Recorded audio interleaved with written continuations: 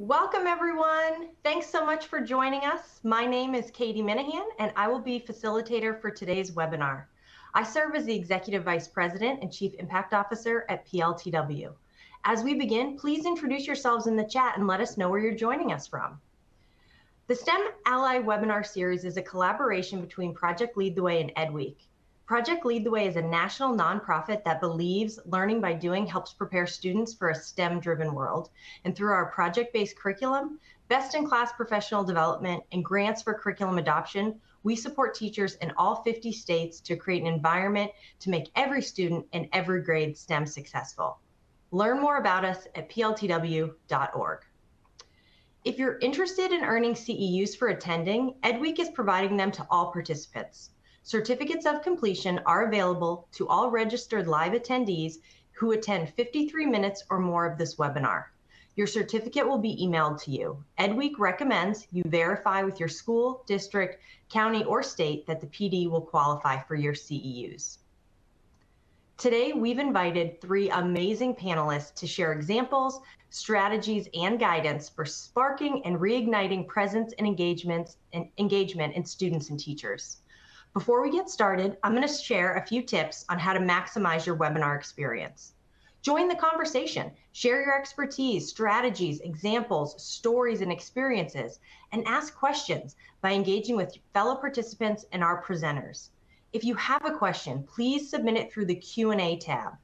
If you're having audio trouble during the webinar, please check the audio settings on your computer as well as your speaker volume settings. If you're still having issues, please see our detailed audio troubleshooting file available in the resource list under the Q&A window. If the console freezes or you hear music after the presentation has begun, please refresh your browser. Read about today's speakers in the speaker bio window. Download a copy of today's slides from the resource list. Follow the conversation about today's webinar on X using the hashtag #EWWebinar. An on-demand archive of today's presentation will be available online in the next 24 hours. Both the archive and a free-to-download version of the slides will be accessible through edweek.org or using the same login as you used today. So let's jump in. Here's our agenda for today. First, we'll have each presenter introduce themselves and share their definition of presence and engagement and why these are important for students and teachers, especially in STEM. Then we'll have 3 sections, including examples from the field, strategies to try out, and guidance for newbies. We hope to have time for questions from you at the end. Presenters, thank you so much for being here today. I would love for you to briefly introduce yourselves and share how you define presence and engagement and why these are important for students and teachers, especially in STEM. So first, I would like to ask Dr. Carey Borkoski to share her introduction and talk about presence and engagement and why these are important for students and teachers. Carey? Sure. Yeah, sure. Thanks, Katie. Thanks, everybody, for being here. I'm so excited to be here with Drs. Swihart and Williams. Very excited for the conversation. So I've been an educator for almost two decades, primarily in higher education. I'm currently an associate professor at Loyola University, Maryland in the School of Education. I am a researcher who studies belonging, and I'm also an author as well as a podcaster. So I'm really excited for this conversation. In terms of presence, I would say that my definition is informed both as an educator, but also as a certified coach. That's a really important mindset in coaching. And when I think about presence, I think about openness, flexibility, being grounded, and really attending fully to the student, to the individual, to the teacher, whoever it is. In terms of engagement, I think we have to be really mindful of this word because I think the misnomer is that engagement is active, it's movement, it's raising your hand. And in fact, engagement is really just being responsive and connected to the material or the content. And you can have passive and active engagement. And so just being really aware that just because someone is quiet doesn't mean that they're not engaged. I do think it's important to all learning. And so I struggle a little bit with why it's more important to STEM because the research shows that, being present and aware in your body, your mind, and your spirit, contributes to memory, learning, the depth of that learning, et cetera. So I really would prefer to say it's important across all topics that we learn. Thanks. Awesome. Thanks so much, Carey. Now I'd like to pass it to Dr. Kenita Williams to introduce herself and answer that same question.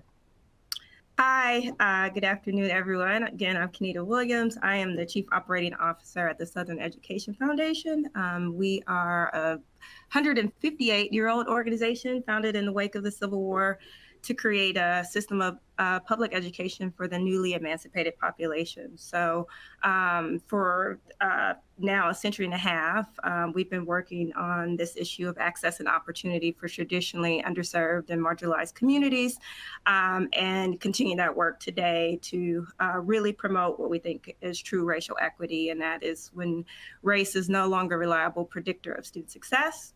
And students get what they need when they need it to be propelled to the opportunity-rich lives that they deserve. So naturally, this conversation about presence and engagement and ensuring quality learning opportunities and removing opportunity gaps is important to me in this organization, particularly around STEM, but just in education in general. I think when we think about, like Carey said, I'm informed by my work at SCF, but also just my career and also my own upbringing, and really thinking about presence and engagement in terms of shifting how we had a conversation about diversity, equity, and inclusion, how we really started off thinking about counting people and then really moving on to making people count. And so that is what I think of when I think about presence and engagement. So literally, physically, do you have the activities and affordances to actually do what you can do and be present in the room? Do you have access? Do you have opportunity literally to be physically present, but also be thinking about engagement in terms of having meaningful voice, having agency, having opportunity to participate in the design of your learning and really demand and contribute to the learning in a way that's meaningful to you. And so those are the ways that we are thinking of and defining presence and engagement. And as Carey said, it's important in all aspects of education, but particularly in this STEM conversation for today. Wonderful. Thank you so much. Now I'd like to turn it over to Dr. F. Swihart for her introduction. Hi, thank you. And thanks everyone for being here. I'm so excited. My name is S. Swihart. I'm an educator and a researcher. I'm currently the Dean of Academics for the middle school and upper school at the Out of Door Academy. We're an independent school in Sarasota, Florida, pre-K through 12. We actually just earned, under the direction of our amazing STEM director, 𝐏𝐚𝐧𝐞𝐨, we were awarded a STEM School of Excellence by the International Technology and Engineering Educators Association. So we're excited about that. And my role is to support educators like 𝐏𝐚𝐧𝐞𝐨 in working with teachers for curriculum instruction and pedagogy, and also coaching. And that coaching takes the form of instructional coaching or personal development coaching. I'm a certified Jungian coach, and my research has been primarily in self-worth. I've looked at how self-worth, student self-worth, impacts motivation and engagement, and particularly how the teacher-student relationship influences student self-worth as it pertains to motivation and engagement. For me, when I think about presence, I'm thinking about this idea of being really attuned to the moment, and that's emotionally, cognitively, physically, and spiritually. And that's about being able to access the authentic self. What comes up when I think about that is the ability to feel safe or vulnerable in order to achieve that sort of presence, whether that's a student or a teacher. And then engagement extends beyond that connection. It involves sustained attention, motivation, active, or as Carey noted, passive participation in learning activities. And it also has to do with approaching newness and exploration with curiosity. I think these are vital in STEM because in STEM, we need a growth mindset. We're often encountering new challenging circumstances or questions that maybe sometimes that we have never encountered before. And that takes a certain amount of resilience and a certain amount of belief in oneself in order to really be present and engage. Wonderful. Thank you all for being here and sharing your knowledge and expertise with the audience. I'd love to hear from the presenters around examples from the field of how presence and engagement can spark and reignite students and teachers, especially in STEM. And S, I wondered if you might kick us off. Sure. I think presence, allows, when we talk about presence for teachers, it allows teachers to connect authentically with students. It helps them show empathy and understanding, and all of that leads to students feeling valued. And that's vital when we talk about developing self-worth. One of the things that I think a lot about and that I talk a lot about with our STEM director is the power of stories associated with STEM. I think that there are many stories that proliferate educational spaces about who STEM is for, and those are covert as well as overt. I think we see that. It's what we see in spaces, and it's also what we hear. So when we talk about growth mindset, which is the belief that we can eventually, or we can later. What we don't often look at is that word belief, and what underpins a belief are stories. And so I think we have to really think about, when we talk about in the field of STEM, what do students tell themselves? What stories have they internalized? What stories have they encountered about their place in STEM? We hear a lot in STEM, especially from some of our young women at our school, more than I think the young men, that, oh, STEM's just not for me. I think we talk a lot about women in the field of STEM. This is true for our students of color as well. So where are students seeing themselves in STEM? And then how can we intentionally consider those stories and have conversations, both for students to reflect on and then for us to intentionally support what stories we want students to be encountering, so that because we know that those stories impact their self-worth and in turn lead to motivation. I think that also when we talk about presence, research indicates that engaged students are more likely to invest effort in their learning because they sense their teacher's investment in them and they sense their teacher's care. So when we intentionally show up present and engaged with our students, and we really take care to engineer an environment for our students, we're able to then foster a greater sense of self-worth that leads to more presence. Wonderful. I think you made some really good points there, especially when you think about the importance of students having these experiences and how early that should happen for students to ensure they can see themselves in those fields. Kenita, I wondered if you might share a little bit about your thinking on this topic. Sure. And I would echo a lot of what S said. I think in addition to what she said, I would go a little deeper in terms of representation. And I say that to say, SCF focuses on students of color. 59% of African-American students live in our region. 82% of those students go to public schools in our region. And so that really colors no pun intended, how we think about STEM and STEM education and representation engagement. And I think being able to see yourself in these spaces is critical. And that's done in a lot of ways. It's, literal representation. Are we increasing the number of teachers in STEM classrooms, integrating scientists of color and designing curriculum that reflects the students and their lives and their experiences? Are you connecting the learning to real world place-based challenges that the students are actually experiencing? Are students being co-creators in their learning? Are the educators being co-creators in the education? Are they being respected and engaged as the practitioner experts as they are? All these things go into both presence and engagement, and really, really having meaningful participation in the learning, not just being able to physically to be in the classroom, but it means just being actively engaged and being co-creators and designing in the learning. Great. Carey, I wonder what you might add on this topic. Yeah, I have to say, Katie, it's tough to go third because they gave some great answers.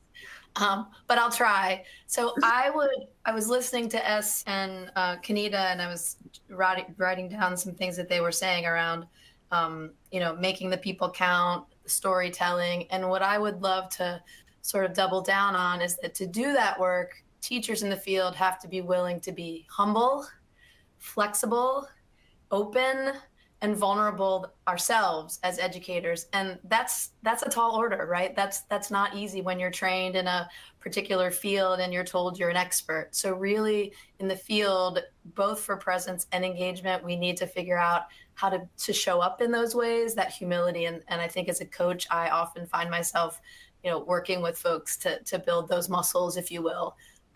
If I was going to give an example, when you asked this question in preparation, I teach research methods and statistics, right up there with going to the dentist. And to make, statistics fun and engaging, I often imagine a group of students from high school up to doctoral level huddled around a problem, right? And looking at a problem and asking the students first, what do they think? Like, I'm not, right? That humility. So what am I bringing? What are they bringing to the space? What's the story? What's their connection?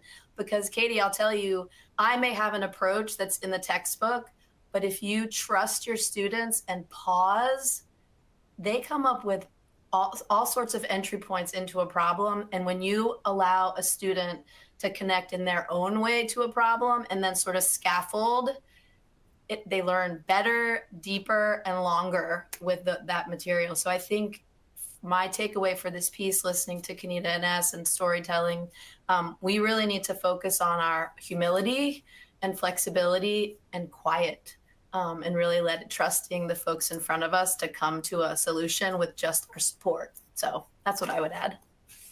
Yeah, I think that point about relevance, so that your students are actively engaged and they're working on things that are meaningful to them is critical. And that as the teacher or the adult or individuals helping them through that, part of it is learning to step back and be a facilitator. And you don't have to know all of the answers all of the time, and you can really let students lead. So I think that's critically important. So I appreciate those examples. And I wonder, I feel like now it's a great time to get into strategies. And I know you all have a lot of strategies. And Kenita, I wondered if you might kick us off with sharing some strategies. So, we've talked about a number of these things, particularly connecting to real world opportunities. And I think one of the strategies that I think we hadn't really talked about is this idea of mentoring and really bringing in students at all levels, so students can see, like you think you have to be able to visualize to get to where you want to be, but that doesn't necessarily just be adult. Bring in some high school students for your elementary school students, bring in some college students to be mentors for your high school students. So really engaging and helping students visualize how they get to that point. Bringing in actual real world practitioners, real world educators, scientists, doctors, engineers, really, really, really allowing, I think this visualization, we can't really underscore that enough. One of the things that we're thinking about engagement in terms of students, engagement in terms of educators, but strategies to really think about for our educators is making sure that they get the professional learning that they actually need to be able to do the work and offer quality education. I don't think we've touched on that, and it sounds very commonsensical, but it's actually very necessary. Really actually placing educators in their field of expertise, another kind of commonsensical strategy that makes a lot of sense. But these are just things that we try out to make sure that students are able to visualize, that educators are able to be the practitioner experts, that everybody feels like the work is meaningful and relevant to the students. Great.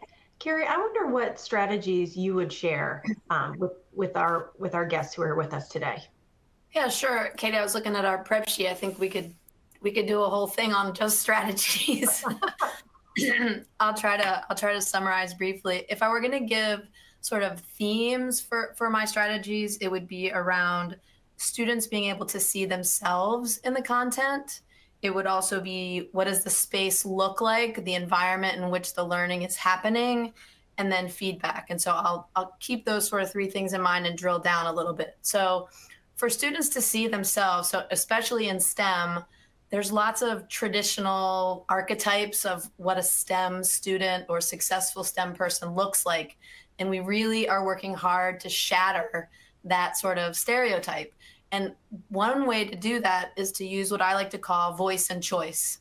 And so voice is, as Kenita said earlier, really involving students from the ground up in the co-design of the course. This could be things as early as in higher ed, we talk a lot about syllabi. Have the students co-design parts of the course. It's okay as a professor or a teacher to step back and let go of some control. So where are you able to really infuse student voice? Again, going back to what Es said around storytelling, where are there opportunities for students to infuse their experiences into the course? Choice, so much research shows that rather than giving students a prescriptive path to whatever that success, how you define success, give them choices. I mean, I'm dating myself, but we used to read books called Choose Your Own Adventure. Why not let students, for the assessments in the class, say you can do A, B, or C, or you can propose option D, and we can talk about why that is or isn't a good.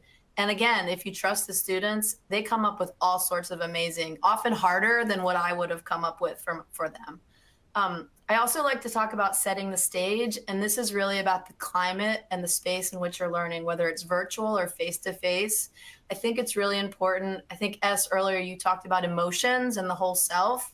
We know that emotions aren't a separate sort of, boundaried off part of the brain. This is all integrated. And so part of setting the stage is saying, what's here? What's going to show up today to impact our learning, and what do you need in the space to be successful? And the last thing I will say, which I would argue is often a missed opportunity for connection and building engagement, is feedback. There's so many great opportunities for teachers and students to be engaging in collaborative conversation through feedback. It's not just check X, check, right, wrong. It's what were you thinking? What was going on here? What did this process, to have a back and forth with the student? And so feedback, I think, is really important. Carey, I noticed multiple of the strategies you were sharing, I think, connect back to what Kenita was saying around hiring and professional learning for teachers. Like, some of this is not necessarily going to come naturally to people when they're first in a classroom. That's absolutely true. And I would also say, Katie, there's no shame in that, right? Like, we put so much on teachers, especially nowadays. They have to be all things to all students and parents and caregivers. And I think I was having a conversation with a school district the other day, and I think, Es, I would love your opinion on this as a K-12 dean. Teachers are tired of the prescriptive do steps 1, 2, and 3 to get to outcome Z. They want open, flexible, personalized. I mean, it's just like what we're talking about, right? Like, I don't want to get on a soapbox, but teachers are students too. And so what are we doing in PD to engage them and also have them have a voice in this work? So something to think about. Absolutely. And I think that's a great transition to you, Es, to think about strategies that you're thinking about either from your seat as an administrator or in general related to this. And I totally agree, Carey. And I think teachers are sick of that prescriptive approach. And I think students are too. Students can smell that from a mile away. And I think they find that often, I think that teachers often find that to be somewhat almost insulting sometimes. And sometimes I think students do too, right? That there's this sort of boxed way. So, and that definitely influences presence and engagement in terms of culture and climate as well. In terms of strategies, and I echo what Carey said, it's hard to be third. One of the things that seems really obvious that pops in my brain, but I think is really something that is worth being intentional about, is validation. I think that teachers are leaders. I think they're leading a constituency every day. Often they have a constituency that doesn't want to be there. So that makes that even tougher than I think what other leaders face.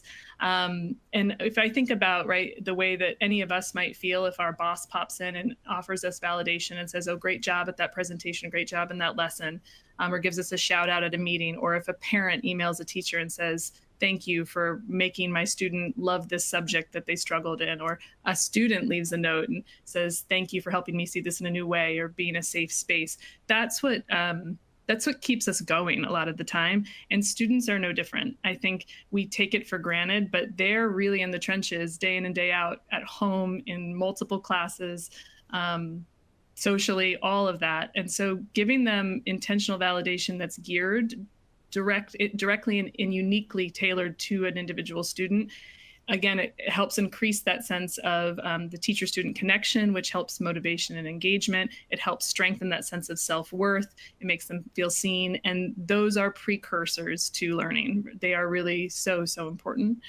I would think about intentionally designing the environment, thinking about ways, one of the things with STEM is that you have to normalize risk-taking, and you have to make risk-taking something that is clearly valued and low stakes. So how do you intentionally design your environment and your instruction to address where there may be fear around risk-taking, and addressing barriers to learning, knowing what's going on with our students. That's why teaching is such a big job, whether that's academic, emotionally, cognitively, like socially. We know from brain research that when there's something going on that is making us feel unsafe, our prefrontal cortex starts to shut down, our functional IQ starts to drop, and we are not available to receive what the teacher is giving us or what a learning task is asking of us. So again, prioritizing that sense of safety and designing an environment is so important. I think about leveraging inquiry-based learning. That's another strategy that's great for present engagement with STEM. It encourages curiosity for our students and active participation. It leads to a sense of empowerment. You could ask students to explore open-ended question, incorporating collaborative learning. These create opportunities for teamwork, group projects, peer teaching. And then finally, I would say, don't be afraid to model your own vulnerability and growth. My own daughter, she has struggled with math throughout her elementary school. She's in 6th grade now. And she came home week 2 excited about math. Her teacher had told her, I became a math teacher because I thought I was bad at it. I had a teacher who helped me love it. And I just want other students to know that they can do it. And that, I'm a self-worth researcher, and I couldn't get my own daughter to stop saying she was bad at math and stop telling that story. But this teacher could, and she did that by being vulnerable and sharing her own story in a responsible way. And that really opened the door for my own child towards that growth in that area. So I, share that to share that you're a person and that you have your own vulnerable places and that you're capable of growing too. That's a really powerful example. And one of the things you said, Es, that really resonated with me was this idea of risk-taking in the classroom, and this idea of how do you foster a classroom where it's okay for students to take risks, and failures, okay, that's part of life. We all fail all the time in all the things that we're doing in our careers, in life. And how do you help kids fail forward? So this idea that you're learning from failure and able to take that and kind of move on. And I think that's really important when we think about risk-taking in the classroom. Absolutely. And there's a way to design that, I think, for low-stake assessments, low-stake practices. Absolutely. Katie, I also think there's a way to model that. I can tell you when I work with, again, I go back to statistics because people are afraid of it. I often will, on purpose, make an error on the board and let the students catch me. And again, if they're seeing me fail and be like, oh, thanks for catching that error, or engaging in those mistakes, I think it gives them permission that it's fine. We're all going to make mistakes. So we can also model that failure and our reaction to that failure to sort of support the students in their learning. Yeah, I would just add one of the things that we talk about is really focusing on effort and celebrating and elevating effort, and not necessarily just innate ability, because they both matter. I will tell you right now, I know I'm not supposed to say this, but probably not a good math person, but I try hard. And so, those things matter. And so you really, really want to encourage resilience and willingness to take on and tackle challenging tasks, even if it doesn't come easy. And I think you both are saying that. It's just, let's celebrate some effort too. Wonderful. Absolutely. Okay, we're going to transition to our last kind of formal phase of this, and then please keep attendees, please keep dropping your questions into the Q&A so that we can address those after this section, because lots of great questions have come in. We'd love to see some more. So I really appreciate those strategies, and I think they'll truly be helpful for schools you know, right now, but then also for schools who are thinking about what does this look like in the fall as you're setting up for the school year. And so before we get to those questions, I wonder if you might share 2 pieces of guidance that you would like to share with those who are new. And I wonder, Kenita, if you would get us started with this. Sure. So one of the things that I think we are all saying, but didn't really kind of explicitly say, is really having and believing in students and having high expectations for all students and believing that all students can learn, and really showing that in how we show up for our students. So I just wanted to say that, but you know, hire and retain teachers, one who also look like the students that we're trying to engage, but also who really show that they believe in the brilliance of all children. I would say, I think I mentioned focusing on effort, but also making it fun and creative. And I'm going to cheat and slip a couple other things in there just really quickly. One is also really goes without saying, but also attending to the needs of the whole child. Like your students might be interested in STEM and want to learn it, but may not be able to focus if they're hungry or if they're cold. And so really thinking about the needs of the whole child, like that's important, and it cannot be overlooked in these conversations, regardless of what we're talking about in terms of what the curricula is. Like you really need to attend to the needs of the whole child.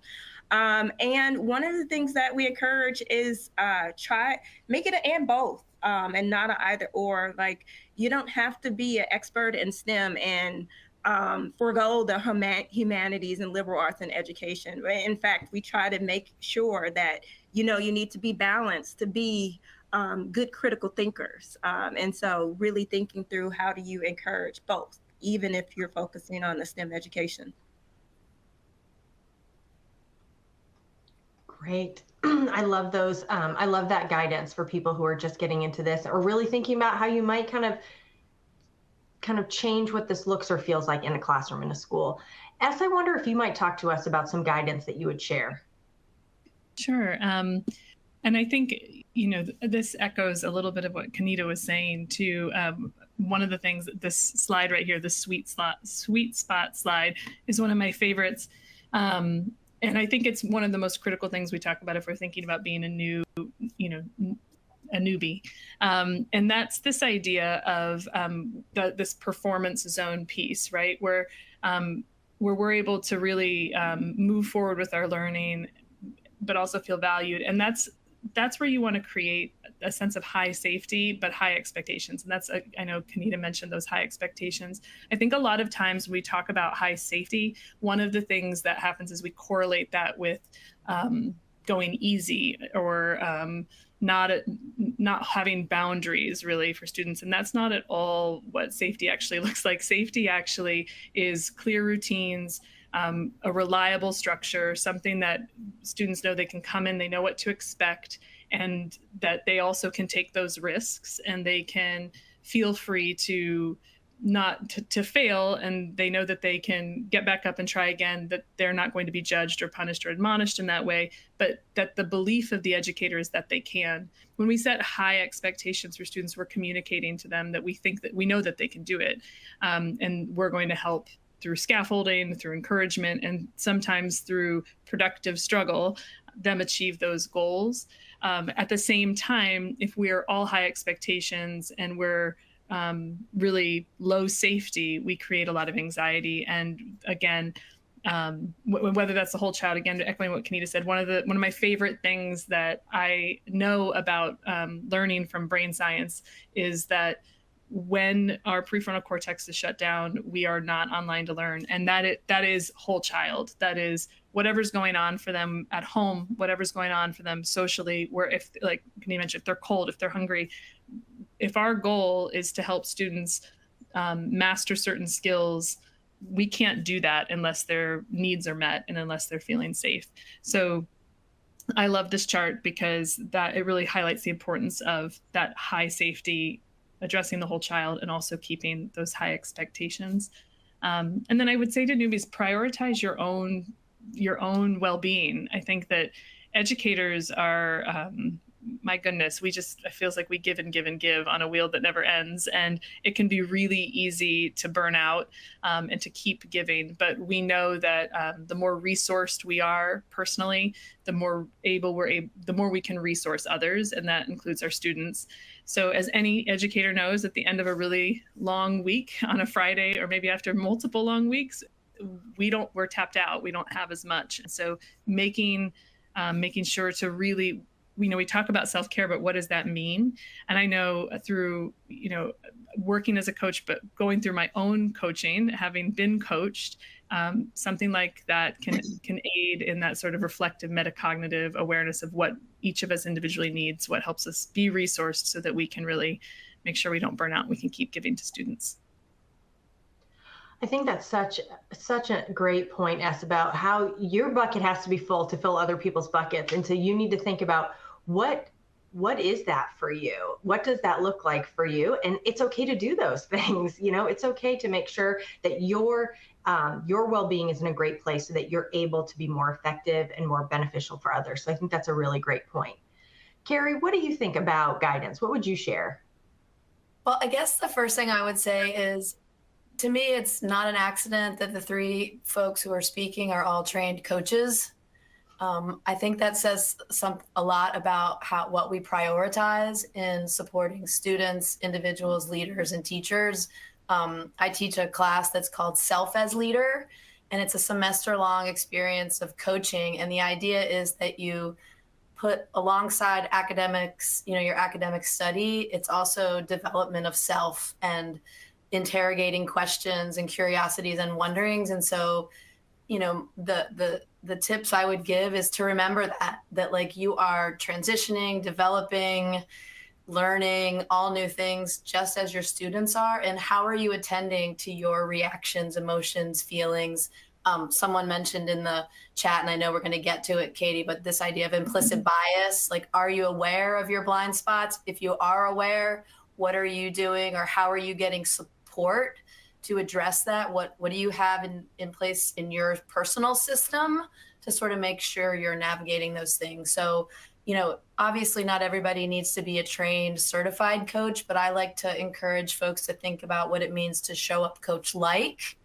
And to me, that means asking more questions. So listening more and telling less, staying curious, trusting. Again, we come back to that trusting students piece. I think that's true of teachers too. Trust them and, build professional learning that is teacher-led and relevant to teachers. That humility, again, thinking about self. Are you okay with not having the answer? And what does that mean for you when you show up curious and willing to let someone else take the lead? And collaboration, right? Collaboration with everyone. I mean, I said in the beginning, I'm a belonging researcher. And for me, what that means is that I come to a space, not only do I see you and value you, I also hope that the space and the content and the work we're doing will be forever changed because you're here, right? Like, you're not asked to change because you enter the space. The content and the work fundamentally must change as you contribute and your talents are added, right? So it's not just making a seat at the table. It's having the table change shape to fit the talents, the needs, the beauty of everyone that's in that space. And so I think if we can think about belonging in an active, I'm looking at Kenita because she's been on my podcast and talks about the active nature of belonging. If we can think of belonging as an action verb, I don't know, that just feels really powerful to me, Katie, in this context. The visual of not just people having a seat at the table, but that the table changes to meet the needs of people who come there, I think is just incredibly powerful. So I really appreciate that. And I appreciate all three of you sharing kind of these nuggets or, pieces of wisdom with those who are on with us today. So we've got quite a few questions in the chat that I want us to be able to get to before we wrap up. So the first one I wanted to start with, Kenita, you spoke about mentors earlier, kind of the importance of that. And one question came in about who might you leverage, or what kind of mentors might be good when you're thinking about preschoolers, when you're thinking about early childhood? That's a great question. And I think that's important that we think about. I think what we do not often elevate is that early childhood is a distinct and important part of the learning continuum. So you do need to be thinking about it very differently than you would K-12, than you would post-secondary higher education. That said, it could be any number of people that could be a good mentor. I think what they have to understand is where the babies are developmentally and have the level of patience that they need to be a mentor at the end. So that is what I would encourage. I think that is less important than actual role, but dispositions and attitudes and how you actually show up with the students, I think is the most important thing.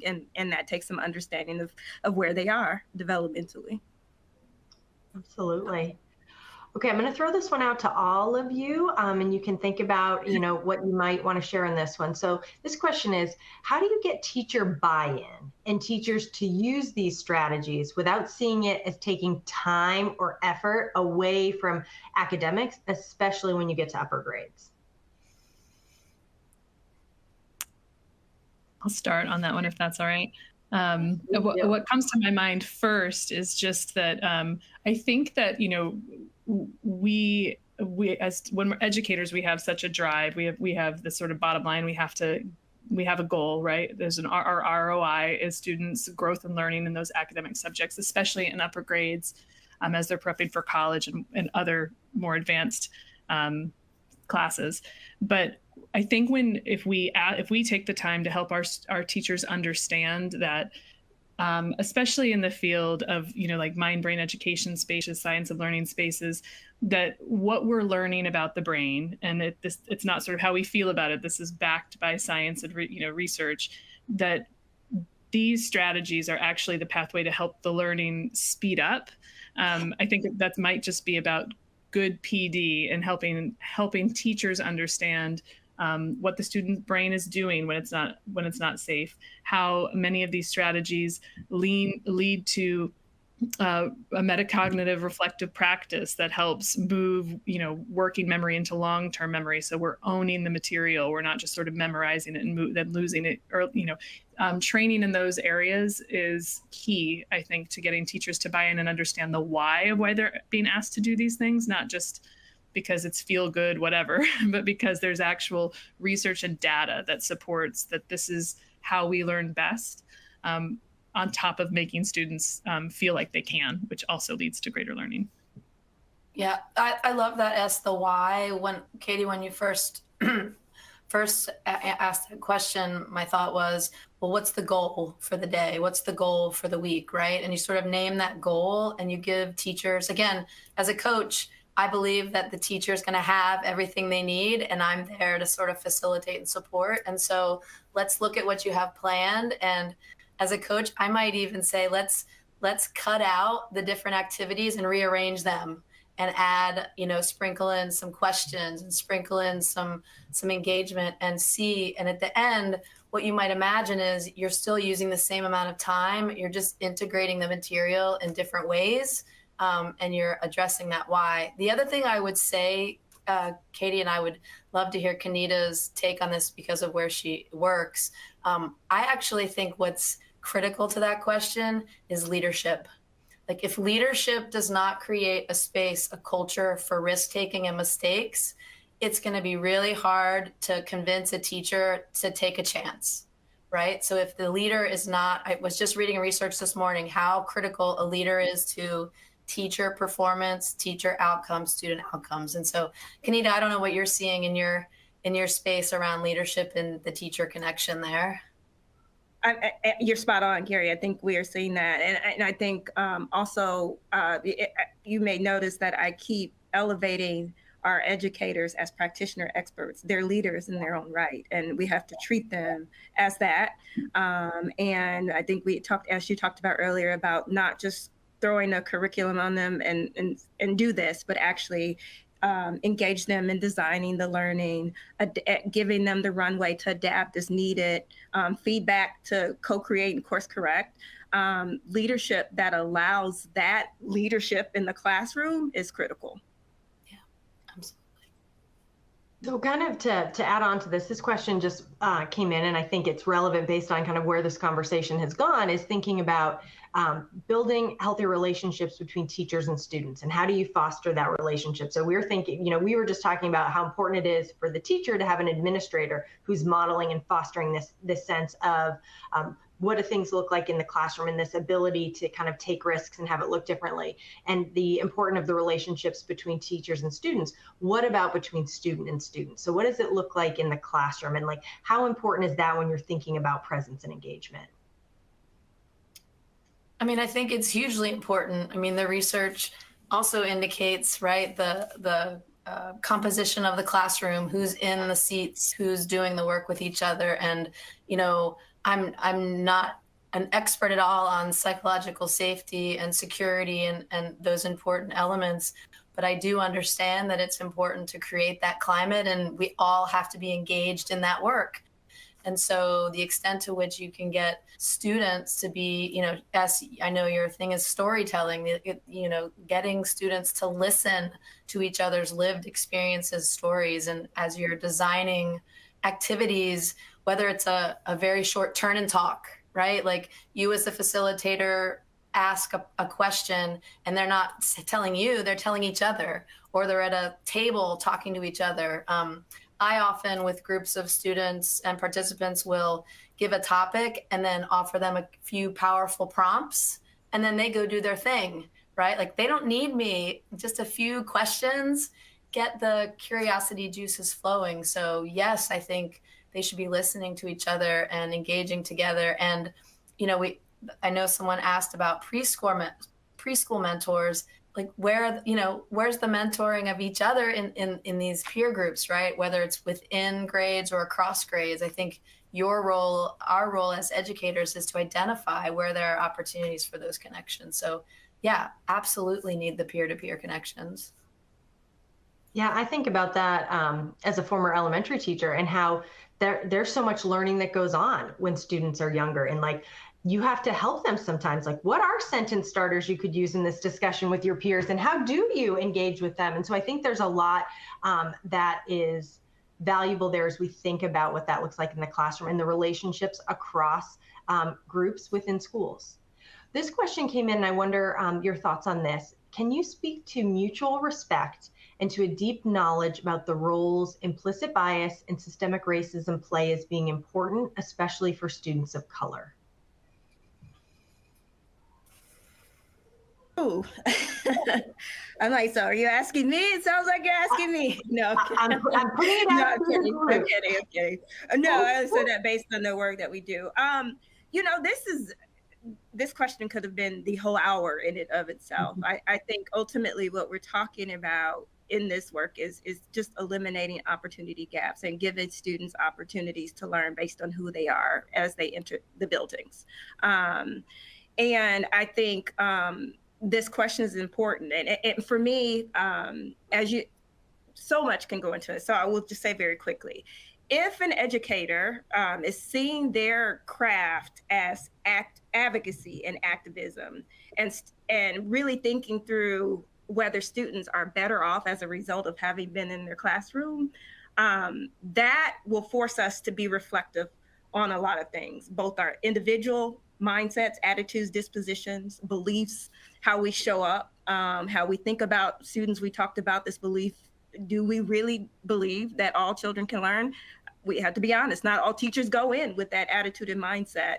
But also it forces them to be reflective about the opportunity gaps that are a result of systemic racism and institutionalized oppression that affect life chances. Like, you don't need bad actors for policies and practices to be discriminatory toward particular groups of people, and advantage some while keeping others situated further from opportunity. That just doesn't need to be the case. And so if you are thinking about your role is not just, hey, I need to transmit this learning, but I'm actually changing lives of the students that are entrusted into my care, it makes you think about those things, and it makes you be reflective of yourself more than anything.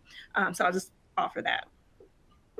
Yeah, I love that you brought in the idea of reflection, right? We keep going back to self and self-awareness, and I think another theme of the day is the storytelling. And so as soon as that question was asked and I started listening to Kenita, the question that came to mind is, what is the story you're telling yourself about that student? Mm-hmm. And we should all be asking ourselves that question. And then the follow-up question should be, what is the evidence you have of that story, right? And if you cannot find the evidence of that story, you should be interrogating that story that you're telling, right? And so I think, again, I'm not an expert on implicit bias, certainly not of systemic racism, but I think there are ways, pretty straightforward ways to ask yourself questions. It's a complicated problem. I'm not saying that, but I'm saying there are actually some, and you could be teaching your students, right? Like we talked about this peer-to-peer connection, bringing awareness to students of the immediate story they tell themselves when you see another student. What assumptions are, your brain is making quick assumptions about another person. If you as an educator could just stop that moment, pause, and get a student to notice that quick assumption, there's an opportunity, right? There's an opportunity for change there that could be really powerful. And if I could add on to something that Carey mentioned there, in that question, the word, speaking about mutual respect, that word respect is an abstract, and interrogating our stories and beliefs around what respect is. And, you know, I think about, I was an English teacher, that's why I love stories. And I remember doing an exercise with an AP Lang class one time called Four Corners, where you put agree, disagree, strongly agree, and you ask them a complicated, nuanced question where you really have to parse it out, and that forces them to talk about it. And, you know, I think one time it was like, respect should be earned, not given. And watching students have a conversation about what respect means really highlighted for me, wow, all of my students have totally different ideas about what respect looks like. And all of us educators have totally different ideas. And if we don't explain what that is, and we say, you're not respecting me, or I'm not being respected, we might have students that they would disagree, you know, that they're not framing respect in the same way. So just even at that baseline, right, looking at our abstract concepts and beliefs and what we expect is worth doing, because sometimes we may be missing what's happening just based on that. Yeah, that was great, S. I would say, when we were talking about strategies, and I'll bet S and Kenita do this, a great simple strategy around this sort of language is community agreements, which is like at the beginning of a class, you ask the class what they need or what we're going to agree to. And so if someone says to be respectful, there's an opportunity to have the class co-create a definition of respect.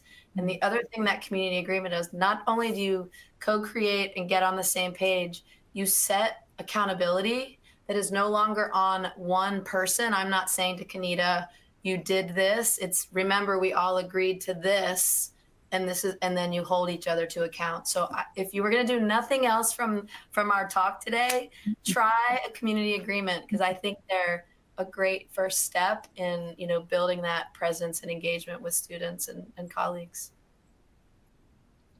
Phenomenal.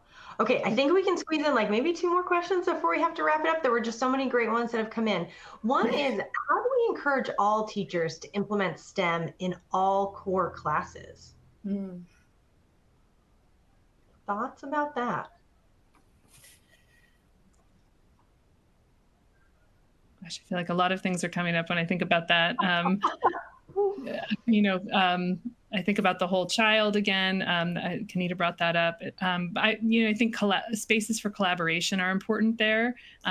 Really, teachers we're always battling time. Educators, there's just never enough time, it feels like. But being able to I feel like when you get a room full of educators and they have the space to play creatively or to ask these kinds of questions, they come up with the most amazing, phenomenal, collaborative ideas. And so, I mean, that's what pops into my brain first, is just giving teachers time to create what they, as Kenita said, they are experts in their field. Give those experts time together to ideate and to play and to come up with something amazing. Yeah, I love that too, as that collaboration. I have to say, we were talking earlier about multiple entry points into content, and I feel like, I hope it's not a convincing educators to do this, but like a resonance to do this, right? So this idea, when I have a book on belonging coming out soon, and one thing we did is we looked at multiple disciplines, biology, philosophy, sociology, psychology, English, etc., definitions of belonging, and discovered that every one of those disciplines is contributing something to that definition. So math, a topic in math or a topic in physics, you can find it in literature, in history, and even in elementary schools in our district, they take last year they took like an environmental topic. It was around clean drinking water. And it went from the science class, the literature class, to the math class. And you think those kids remembered the math that they did that was connected to a book they were reading? Heck yes, right? Because you're making multiple connections and offering different entry points. So I would love to see it not being a convincing, but aligning with our why and a resonance for the learning that's going on in these spaces. Yeah, and understanding that learning doesn't happen in silos. You don't only learn math in math class. Like, learning happens across all of those. One question that kind of piggybacks on this is thinking about how can we advocate for STEM education's importance in the context of fostering broader educational goals. So critical thinking, creativity, resilience, grit. Like, what do you think about that in terms of what would you say when you're advocating for STEM in its role in helping students develop those skills?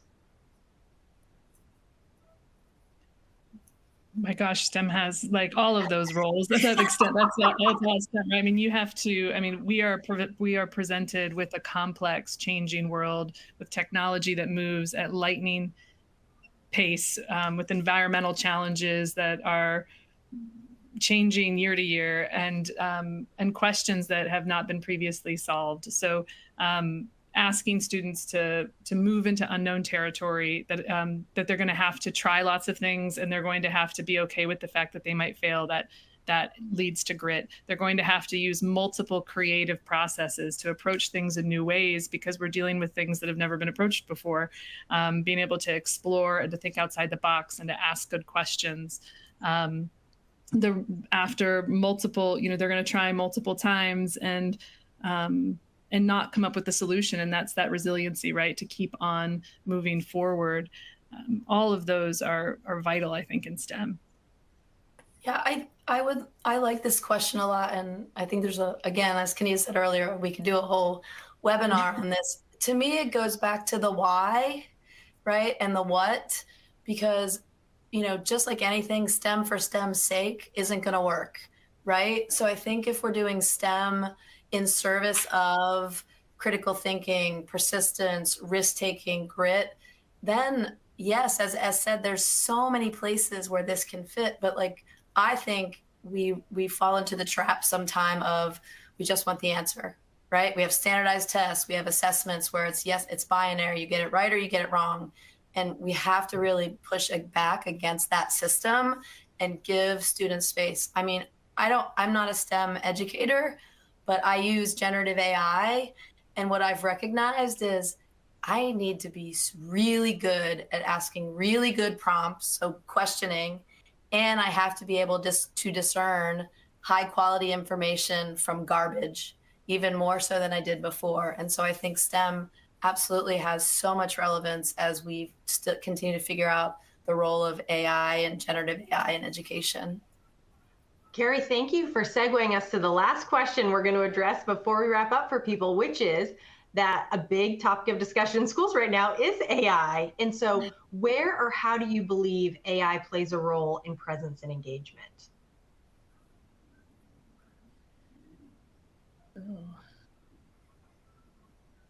Well, one of the things that we've been having conversations about what's absent in the conversation about AI is everyone's talking about what AI we could be doing with AI, but no one is talking about what we should be doing with AI and what that means around equity and what that means about access and what that means for opportunity and justice and all of those good things. And so that's one of we're going to have those conversations.